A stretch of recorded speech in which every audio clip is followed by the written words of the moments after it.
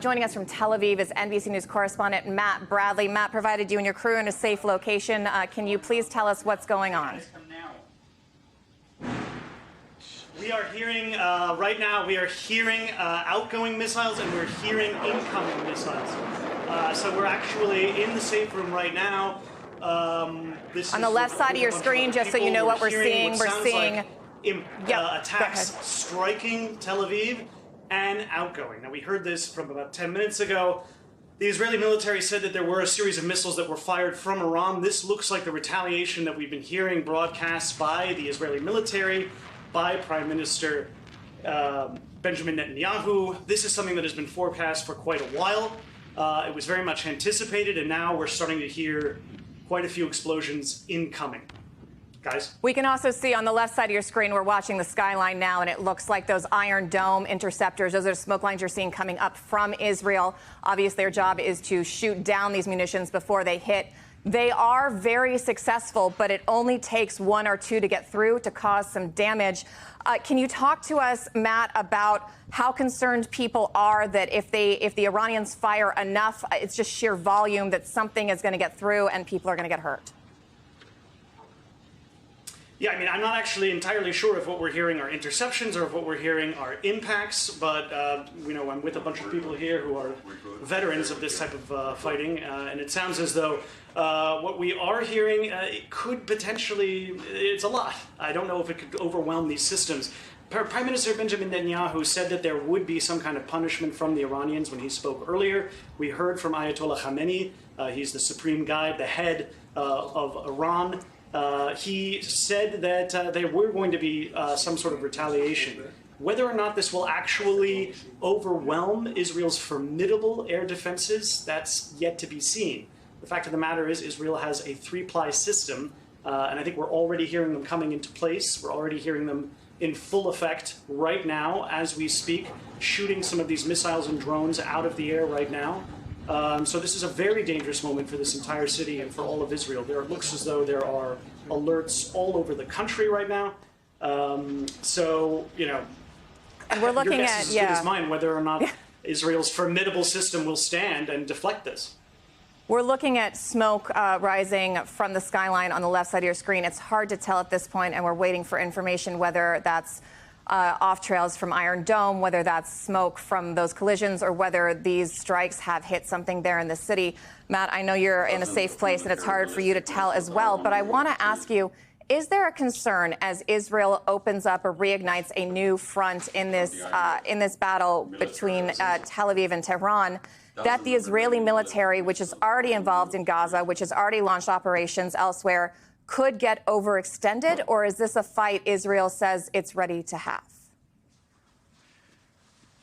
Well, this is a fight that Israel has said they're ready to have. Prime Minister Benjamin Netanyahu made it very clear that he's prepared for some sort of retaliation. He actually said that this was a mission that was planned for April, and that for reasons he didn't specify, that they actually decided to delay it. And they said that they came upon this idea back in late last year after they assassinated the leader of Hezbollah. And now this is all basically because they decided that that Iran was then going to be moving quickly to a nuclear weapon capability because all of its proxies had basically been dismembered in the past year and a half. And I'm talking about Hezbollah in Lebanon, Hamas in the Gaza Strip, and the regime of Bashar al-Assad, which has since been overthrown, militant groups in Iraq.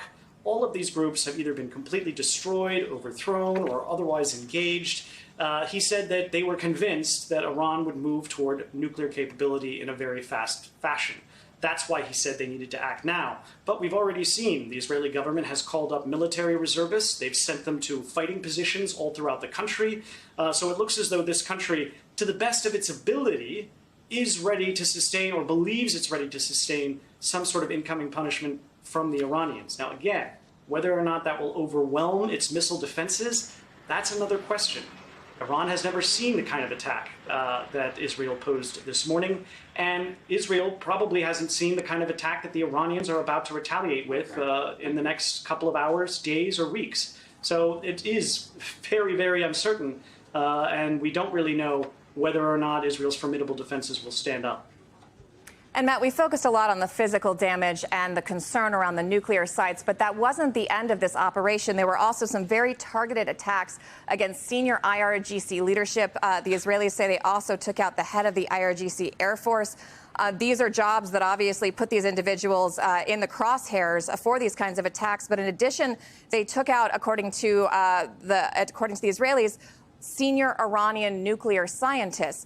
Now, the Trump administration's position had been that, in part, due to those previous attacks you mentioned, Israel had seriously degraded Iran's capability, both through its proxies, the IRGC, Hezbollah, things like that, and just the command structure of its military unit, which is why it thought it could get the Iranians to the table and make a more advantageous nuclear deal the second time around.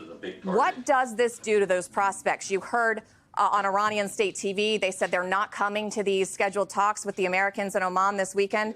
Does this make it harder for the U.S. to get Iran back to the table? Yeah, I mean, this is something that I asked an Israeli political analyst who's very close to the security establishment here, and he said it could actually go either way. It could actually force the Iranians to go back to the negotiating table, cowed, humiliated, to try to make some sort of deal with the Trump administration, whose arms are still open, apparently, to making some sort of nuclear deal and ending this emerging conflict. It could also make them retrench themselves further and put them into a position where they would rush toward a nuclear weapon. We know that they were on a position where they had sort of breakout capability, where they could create a nuclear weapon and possibly use it quite quickly. Now, whether or not they're actually going to do that and which path they'll choose will depend almost entirely on how much damage Israel has done and will continue to do with this comprehensive attack all across its nuclear facilities. Remember, we heard a lot earlier today about how Israel had essentially destroyed the Natanz nuclear facility.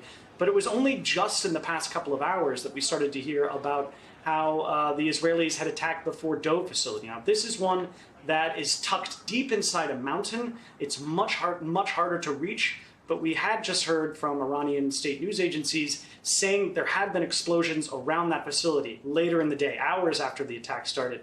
So it could be that we're starting to see a much more comprehensive attack across all of these nuclear facilities. As President Trump said, whether or not Iran still has a nuclear program after all of this, whether or not a treaty is necessary, is another question entirely.